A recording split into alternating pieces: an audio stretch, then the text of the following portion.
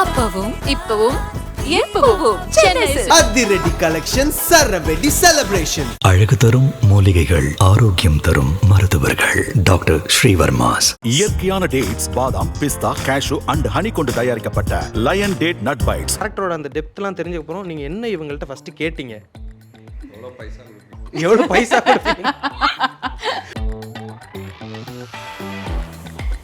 என் பேர் அனுமோல்னு நிறைய பேருக்கு தெரியாது. செட்ல நீங்க லைட் அண்ணா கிட்ட எல்லாம் கேட்டனா அவங்களுக்கு எல்லாம் ரதி தான். இது ஹார்ட் பீட் எழுதும்போது மைண்ட்ல ரதின்ற கேரக்டர் இருந்தது வந்து மஞ்சு வாரியர். இப்போ வந்து எனக்கு விஜய், அது அவரோட பெர்ஃபார்மன்ஸ்னாலயா எதுன்னு தெரியாது. விஜய் அந்த அந்த ஆர்க் எனக்கு ரொம்ப பிடிக்குது அண்ட் அவரோட பெர்ஃபார்மன்ஸ் எனக்கு ரொம்ப பிடிக்குது. சரி, okay. Is there any cameo in heart beat season 2? அவரும் உள்ள வந்தா நல்லா இருக்கும்.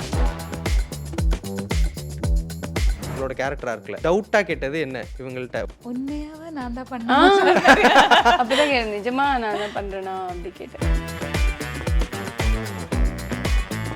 ரீனாவோட ஸ்டோரி பார்த்தாலோ, அனு மேம் ஸ்டோரியை பார்த்தாலோ, விஜயோட ஸ்டோரி பார்த்தாலோ, தேஜோட ஸ்டோரி பார்த்தாலோ, கிரணோட ஸ்டோரி பார்த்தாலோ, நிலோஃபரோட ஸ்டோரி எல்லாத்துக்குமே அவங்களுக்கு ஒரு ஃபேன் கிளப் இருக்குது. அவங்கவுங்க போட்டே தான் இருக்காங்க. ஸோ நிஜமாலே எதிர்பார்க்கல. இவருக்கு பதில் இவர் அப்படின்னு ஹார்ட் பீட் 3ல யாரையாவது எதிர்பார்க்கலாமா? அப்பலாம் இல்லை ஈரோப்ல பண்ணலாம். ஏன் அடுத்த பாத்திரி அங்க போங்க, அதுக்கு ஒரு ப்ரோமோ ஒன்று ஷூட் பண்ணி போடுங்க. அவ்வளோதான், முடிஞ்சு போச்சு. எல்லாருக்கும் வணக்கம். வணக்கம் வணக்கம். எப்படி இருக்கீங்க எல்லாரும்? நல்லா இருக்கு. ரொம்ப சூப்பரா இருக்கு. பாசிட்டிவான செட்டு. ஓகே. எனக்கு ரொம்ப ரொம்ப ஆச்சரியமா இருக்கிறது என்ன அப்படின்னா, கேரக்டராக நம்ம படத்தில் பிஹேவ் பண்ண, ஐ மீன் சீரீஸ்லேயோ இல்லை படத்தில் பிஹேவ் பண்ணுறது வேறு. இங்கே இப்படி நடந்து போயிட்டு இருந்தாங்க, ரீனா ரீனான்னு இவங்க கூப்பிட்டு இருந்தாங்க. எனக்கு ஆச்சரியம் வச்சு, அவங்க போய் தீபா போல தானே எதுக்கு ரீனான்னு கூப்பிட்றாங்க அப்படின்ற மாதிரி. எந்த அளவுக்கு கேரக்டரில் நீங்கள் ஊறி போயிருக்கீங்கன்னு எனக்கு இதுலேயே தெரிஞ்சிருச்சு. கேஷுவலாக இன்டர்வியூவில் கூப்பிட்றது வேறு, கேஷுவலாகவே அப்படி தான் கூப்பிட்றீங்க.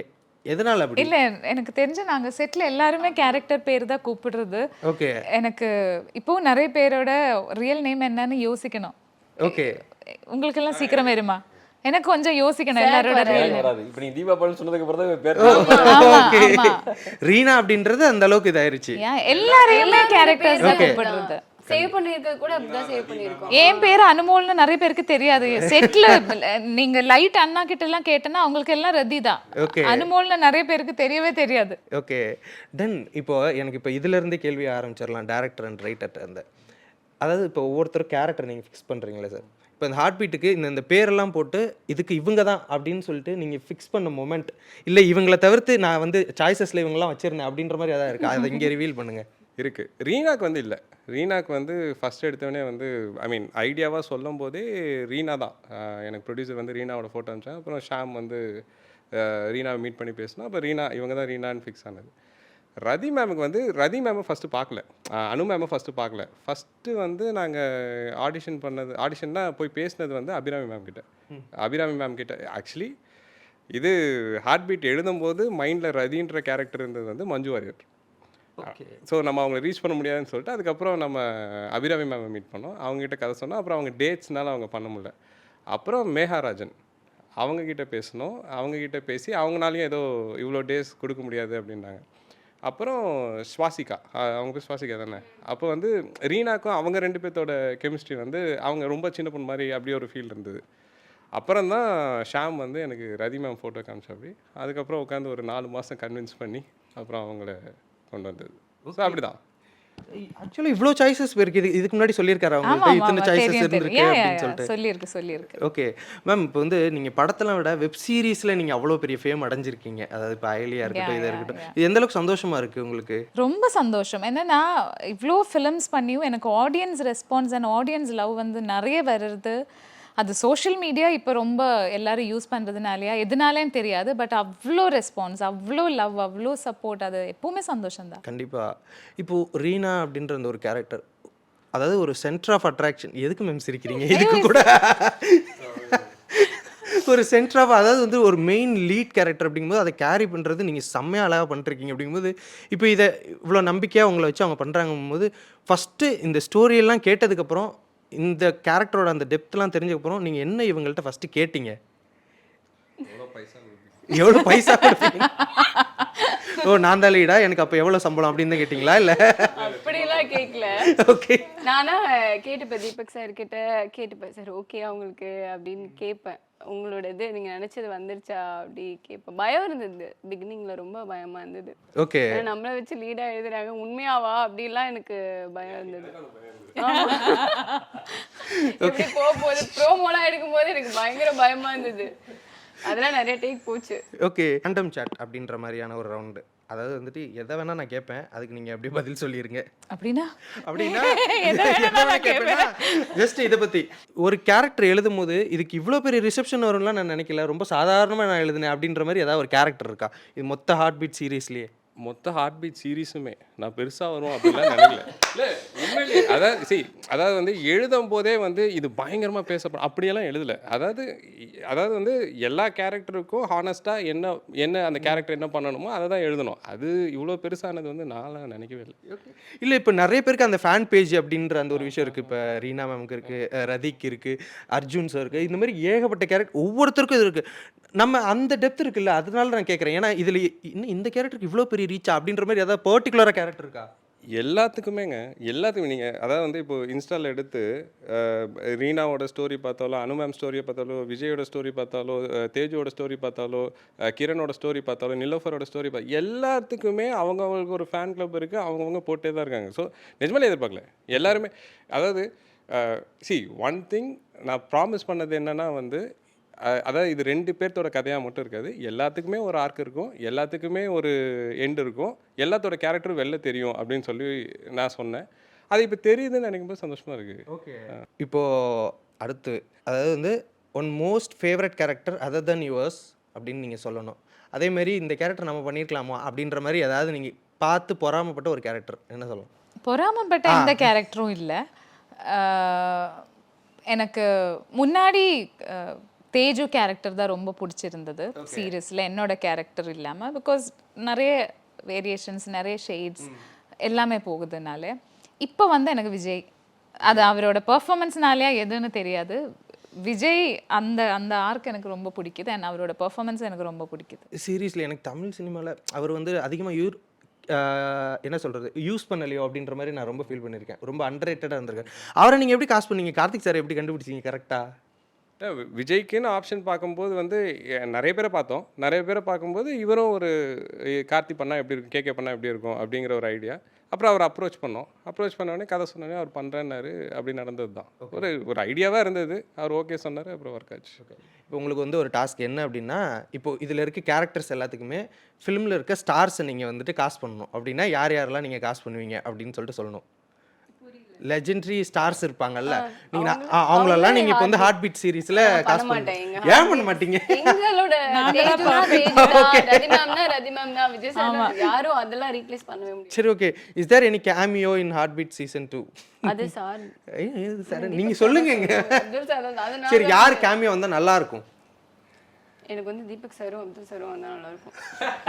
இது எல்லாத்தையும் விட ஷாம்னு ஒருத்தர் இருப்பார், பயங்கரமா நடிப்பார், அவரு வந்தா நல்லா இருக்கும். ஷாம் ஆல்ரெடி நடிச்சிருக்கா ஒரு கேண்டீன் சீன்ல பின்னாடி. ஷாம் சுந்தர் சாரா? Okay done. நான் எந்த இன்டர்வியூல ஷாம பத்தி சொன்னாலும் திருப்பி கேட்பாங்க, ஷாம் சுந்தர் சாரா? எல்லாருக்குமே தெரியும்னு நினைக்கிறேன். ஓகே.